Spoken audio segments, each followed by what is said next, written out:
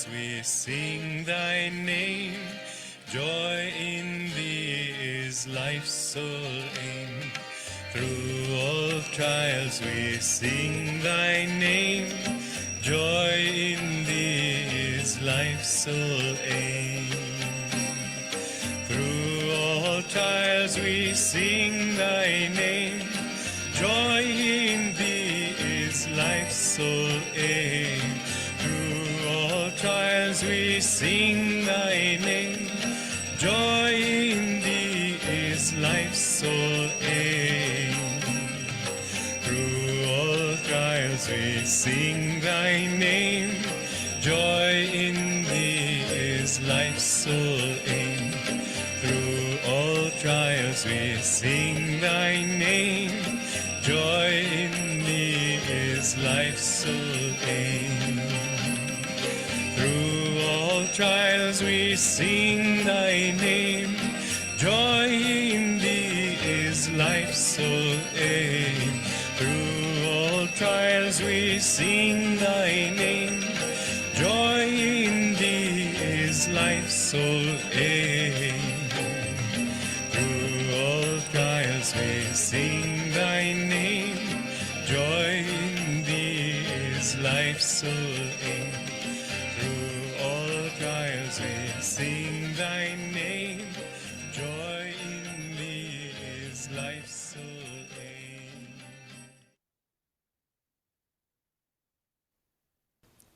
It takes very good karma to want to know God. It takes a long time to find God. And does it really have to take so long? Of course it doesn't. But the human mind is so stubborn. And so you come to your guru, then you remember some desire you have. And through being with him, you develop that greater power that makes you drawn in that direction. And you have to go away, then you come back. I remember the head of his organization in Mexico City, my guru said to him one time, his name was Mr. Quaron, he said, I lost touch with you for a few lifetimes, but now I have found you again. I will never lose touch again. And every now and then Quaron would say to Master, remember your promise? And Master said, no, I will never lose you again. But for a while you can wander.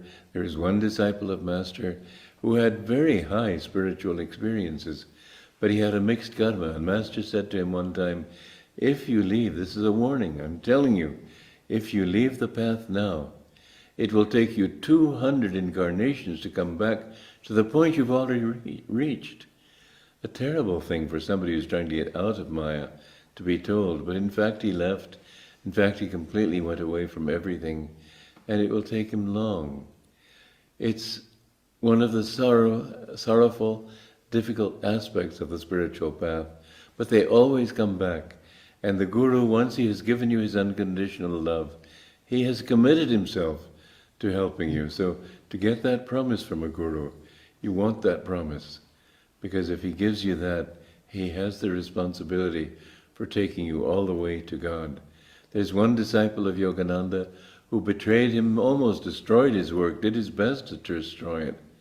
In another life, he had also betrayed him and risen in rebellion against him. And this man, in this lifetime, Master would every year send him a box of mangoes. Every year this man sent them back unopened. He was so completely in rebellion against Master. But Master said he will never find God except through this instrument, which was given him by God. So once you found your Guru, you have to go that way. Learn loyalty. Loyalty is the first law of God. But when you finally have realized that nothing will work, then he will help you and bring you to his shores. This is the goal of every person. But how long it takes, don't even think about it, because it can discourage you. I'm not trying to discourage you, though. I'm trying to get you to see that this is a vitally important thing. If you have come to the point on your spiritual journey where you know this is what you must do, then, as Jesus Christ said, when you put your hand to the plow, don't look back. And when you've reached the point where you say, I know I want God, don't look back. Maya has its power Satan has his magnetism that can draw you to him. Don't sort of think, well, it's all in the mind. I can sort of look at those things, but they're not real. They won't affect me. They have their power. Don't play games with your own mind. When you've given your life to God, then make that your absolute commitment, and don't look left or right. Don't think, well, this saint said that saint said that. Be his. Joy to you.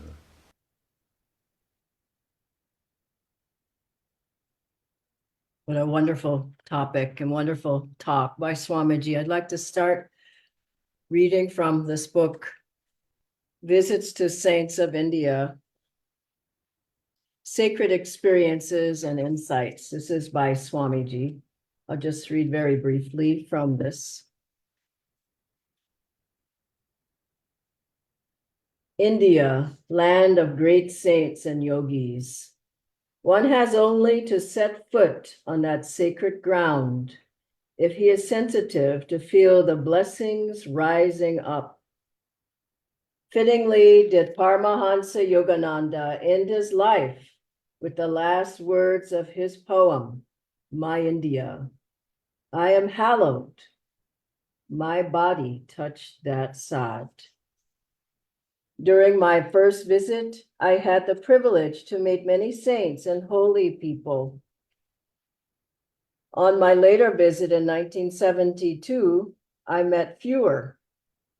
During the past 4 years, I have met fewer still.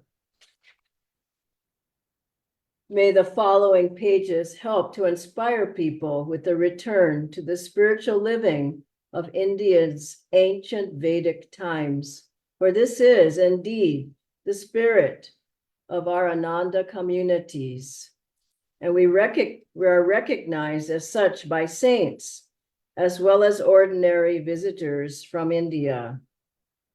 In India, I met Bhupendranath Sanyal, or Sanyal Mahashaya, the oldest living disciple of Lahiri Mahashaya. This was at his ashram outside of Puri. It was a hallowed meeting filled with mutual divine love. I spent time at Govardhan Mat in Puri with Bharati Krishna Tirt, the Shankaracharya of that same mat. I spent much time with Ananda Ma. I was known to many of her disciples as her Choto Chele, little child. Truly, she was like a spiritual mother to me. I found India less blessed with saints during my 1972 visit, and for these last 4 years, I have met very few. Those blessed days will come again, however, I am sure of it. In divine friendship, Swami Kriyananda, Gurgaon, India, October 13th, 2007. This is such an important topic because India has been, is to a degree certainly filled with holy places, filled with saints, masters, as Swamiji said, less and less. But nevertheless, they are here. The vibration is here. The pull is there to visit holy places. We even lead pilgrimages. We go to holy places. The last time I landed in Delhi in May, I found myself near tears, so happy to be back. I pronamed. I thank God that I was in this holy land of India, where the vibrations, the blessings, the grace of the great ones who've walked this land is still very, very much present. And I visited many holy places, most of them. But I remember once when Swamiji was here, and first time rather, and he said, you should go and visit the holy places of India. And I said, Swamiji, why do I need to go when you're here? You are our India. Master is our India. And he said, no, you should go, at least once go. But he understood, and I understood. The teacher is more important. The guru is more important than any place you can go. Anybody who's giving you inspiration. And he allowed us to go for that inspiration, but not for instruction. To gain upliftment if possible, but not for instruction. Once you found your path, the guru has everything you need. And yes, we can hear others speak. Yes, we can, but people get confused. Master went to many great saints before he met his guru and after, even 35, 36. Autobiography is full of them. He met the levitating saint, Teresa Neumann, Giri Bala, sleepless saint, various ones, Pranabhananda, the saint with two bodies. But remember the story with the sleepless saint, where he asked him, when he finally found him, he asked him to give him a samadhi. And sleepless Saint Ram Gopal Masundar said, no, this is for your guru to do that. We have to remember it's for the guru to give us the teachings, to give us his blessings, to give us diksha. And Master later, he went also away. Once he met his guru, he fled to the Himalayas. And he spent, I believe Swamiji said, 6 months away. Once he had met Swami Sri Teswarji, then he comes back. And his guru says, he was looking for saints there, Master. His guru says, poor boy, mountains couldn't give you what you wanted. And he strikes him on the chest and he gives him a taste, a deep experience of God in ecstasy and samadhi. And so we have to remember that, yes, this is wonderful. You can get inspiration, but who gives you God? That one channel of God. And I was remembering at Ananda village, I was there for some of this time and others were there. At the beginning, many great masters came. Divine Life Society masters came, Chidananda, Swami Satchidananda, different ones, great masters. Swamiji invited them to come. But we always knew that's not our teacher. Swamiji is our teacher and Master is our guru. And we have to remember what Swamiji said in that video just now, the loyalty is the highest law of God. That once you've done your shopping. I remember the beginning, I tried TM, Transcendental Meditation. I did Buddhist chanting. I read everything I could read on spirituality. And then autobiography came, and I soon after went to Ananda, and Master drew me to this path. I said, that's it. I don't need anything else. And that loyalty is what opens the door to the experience of God. Now, there's some interesting couple of stories. One is Swamiji himself went to a disciple of Lahiri Mahashaya, who said he had several more levels of the Kriya technique that he could teach him. Swamiji got his Kriya from Master, of course. But this man said there's 9 other levels, 9 or 10. And Swamiji thought about it. He says, well, it seems like it would be a good thing. But the man said, but you have to take initiation. This is very serious. You have to take Diksha from me. Diksha comes from the Guru only. But Swamiji was newer. He thought, well, all right, let me try it. And he wanted to learn those other techniques. So he took Diksha.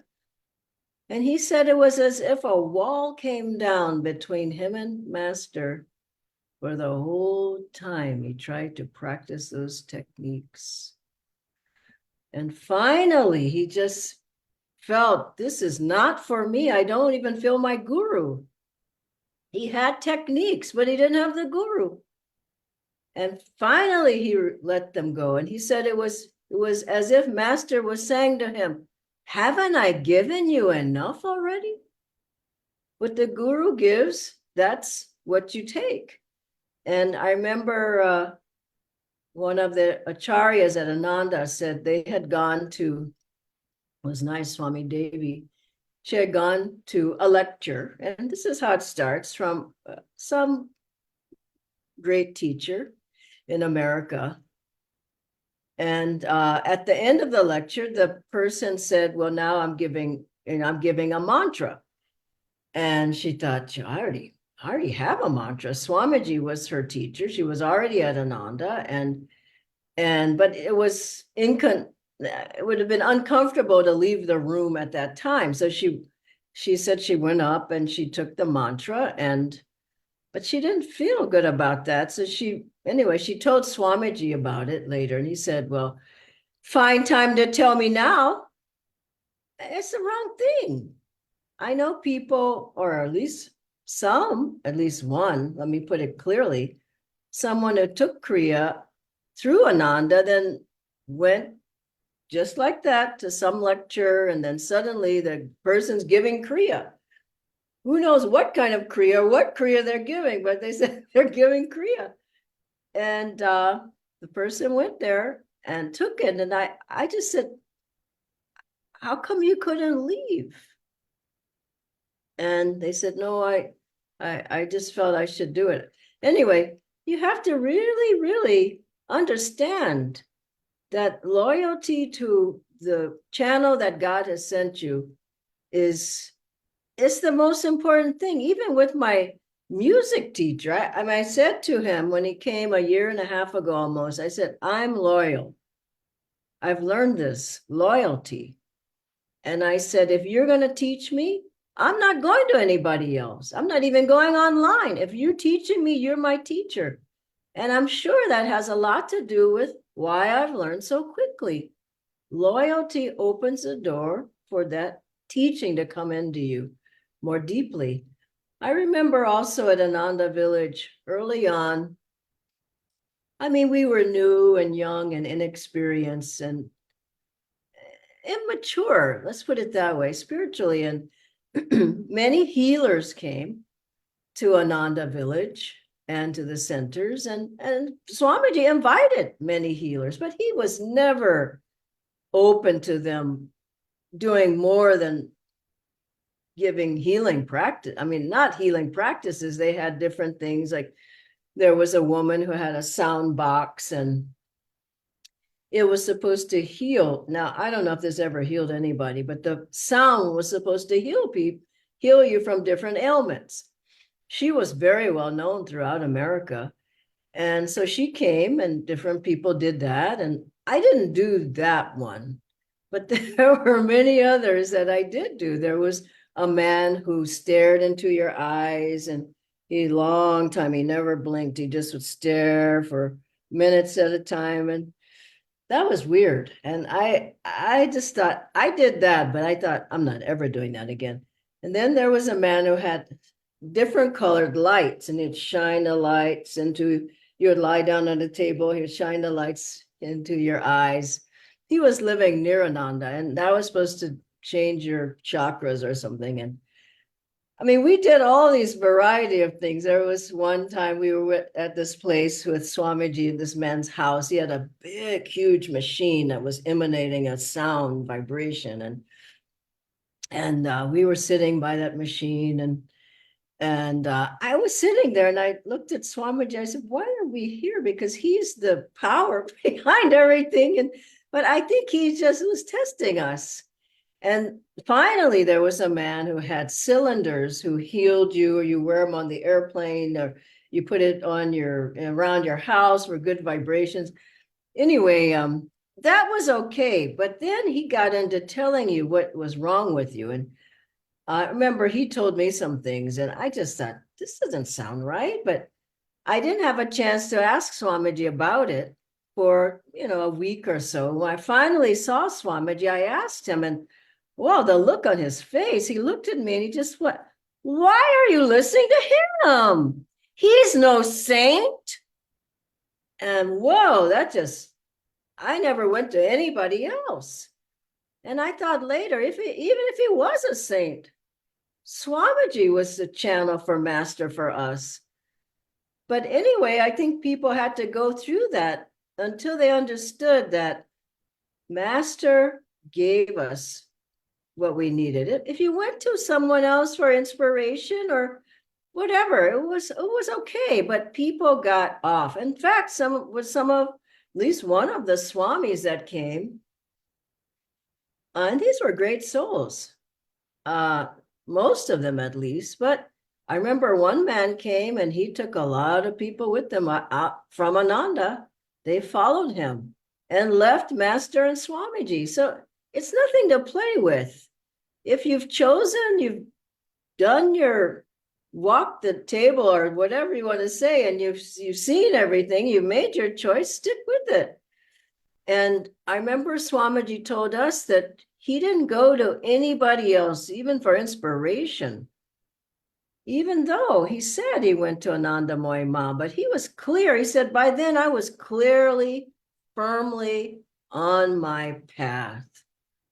And if you feel that way, do what you feel. But if you're new, you've just gotten started, think decades, not years, that you've been firmly on your path. Otherwise, there's confusion.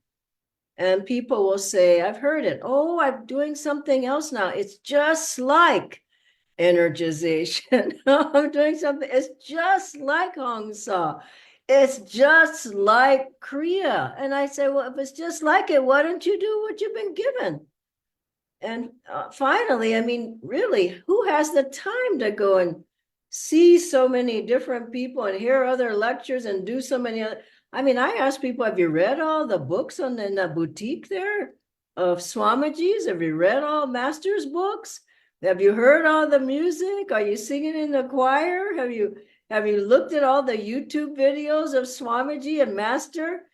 Have you heard Jyotishan Devi's lectures? Have you read the blogs? Have you got the books? I mean, really, who has the time to do so much else? I think we should be grateful for what Master's given us and be loyal and respectful to the channel through which God is coming to us. It doesn't mean you can't go to anyone else for inspiration, but when it comes for instruction, that comes from God through the Guru to you. God bless you all. I'll ask Nitendra to join me on the screen now.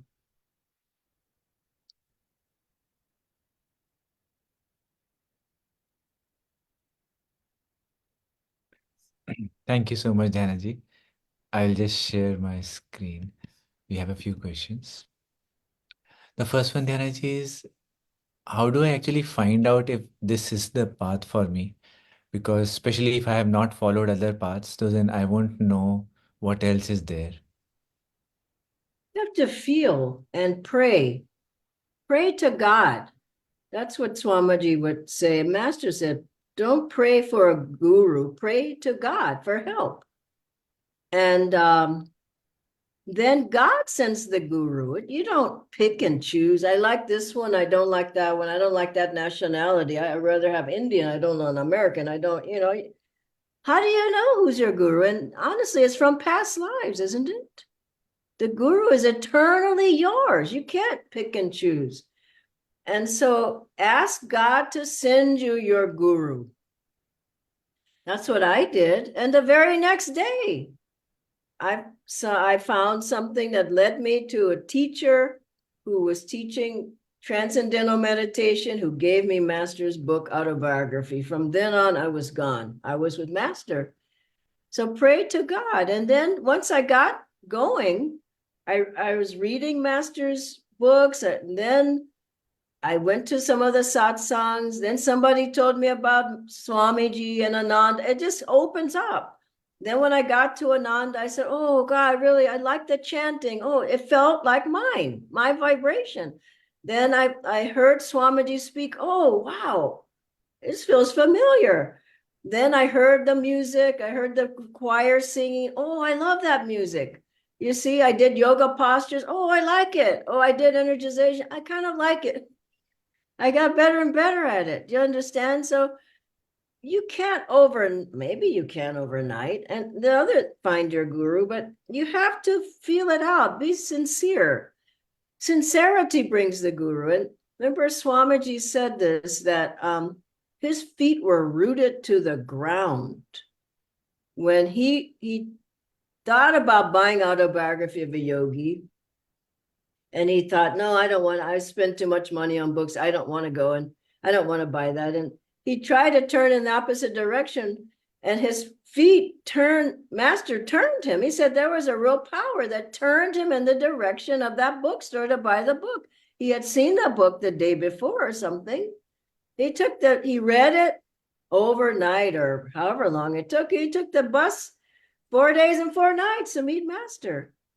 And so you've got to know there's a power guiding you, and it's not you. You're not choosing your guru and path. God chooses what you need and who you need. And it's for us to accept, to honor, to be loyal to heaven. For heaven's sake, be grateful that you have the good karma to even merit a guru. I remember Swamiji told us most people don't even merit a guru, that you have the very, very, very good karma. And I remember one lady, Swamiji, she got disillusioned. She left Ananda. She basically, I don't know, she got very upset, moved off in a huff, and she was a good friend of mine. And I never forget Swamiji's words. Just like he said there on that talk, he said, she will never find God except through this channel that God has sent. You have to understand the seriousness of it. We're not playing a game here. Finding God, it takes everything you've got. 25% only is everything you've got. Then you have to have the guru helping you with his very, very good karma. Master said, I'll give you lots of my good karma. And then you've got the grace of God from everything you're reaching up, and Divine Mother's trying to pull you. So don't take it for granted. Don't assume. I've seen hundreds of people go in another direction, completely confused. You have to decide, like Swamiji said, put your hand to the plow and keep going forward. Don't look back. Keep moving forward. Be with good company. Be in a good environment. Come to satsangs. All these things. And honestly, I don't know how people have time for anything else. I have no more time for anything but this. And if you have more time, maybe you should meditate more. I probably answered all the questions by now, Nitendra, but if you have any more, you're welcome to ask. Just one quick one, Dhyanaji. So there's this tendency that there are so many paths, they have different chants, different leaders, and different techniques. So at times you feel that maybe I could pick the best from each one of them. Oh, that's ridiculous. That doesn't make any sense. I mean, what are you picking with anyway? Your ego. I like this. I like that. Then you put it all together and you've just got a mush, isn't it? People do that. They might put this in there, I'll put this and I put that in there. You have to be on a path that is tried and true, that a guru is guiding you on. Are you your own guru? You're just in a big mess. My life was a disaster. Before Master said, what are you doing? This is what you should be doing. And so try it. I tried it and I got pulled off the path. That's why I'm so strong. I was away for 3 long years in deep darkness and confusion. Do you want to go there? Try it. I'm never going there again. You stick to your guru and he pulls you through every test, every trial, every delusion. Every bad habit, every bad environment, wrong people. Suddenly you wake up and that person is no longer in your life. That habit's gone. That wrong attitude is gone. You keep doing Kriya, keep serving, keep joyful, keep in the right, keep going. It's a long path. Keep your bhakti going, devotion. Keep listening. I listen every day to some talk. Read a book. That's why I keep showing these books every week. Read something at the evening before you go to bed. Turn off the television. Get off of social media. Read something of Masters and Swamiji. Don't go to bed and have a nightmare. Think about it. How much time do we have? There's a song, Where Did My Childhood Go? From a famous movie. And I think about that. Where did all the years go? But thank God, most of my life was spent on the spiritual path. It's a great blessing. I wish that for all of you as well. God bless you. Have a good day. Bye-bye. Thank you, Natindra.